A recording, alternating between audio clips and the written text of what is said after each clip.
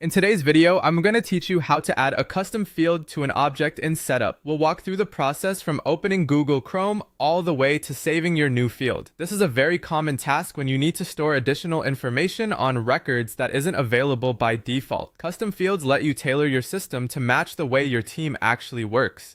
Whether you need a simple text field, a number field, or something more advanced like a formula. To begin, open Google Chrome and go to your Setup area. Once you're there, look for the Object Manager tab in the navigation area and click it. This section is where you manage the structure of your objects, including fields, page layouts, and other important configuration options. Next, select the object where you want to add the custom property to your record definitions. It's important to choose the correct object before moving forward, because the field you create will belong only to that specific object.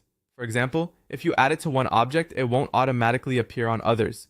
After opening the target object, find the sidebar on the left and click Fields and Relationships. This is the area where all existing fields for that object are listed. From here, click the New button to start creating your field. You'll now be asked to choose a data type for the field.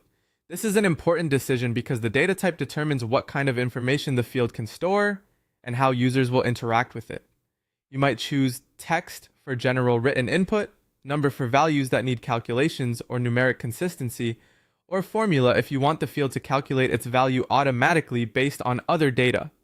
Once you've selected the appropriate type, click Next. Now enter the field label.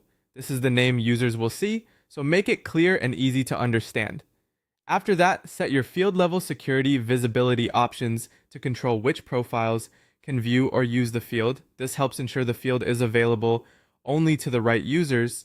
You'll also have the option to add the field to page layouts, which is useful if you want it to appear immediately on record pages without additional layout editing later. When everything looks correct, click Save. That's it. Your custom field is now created and attached to the object you selected. After saving, it's always a good idea to review the field in the object's field list and confirm it appears on the intended layouts and for the correct users.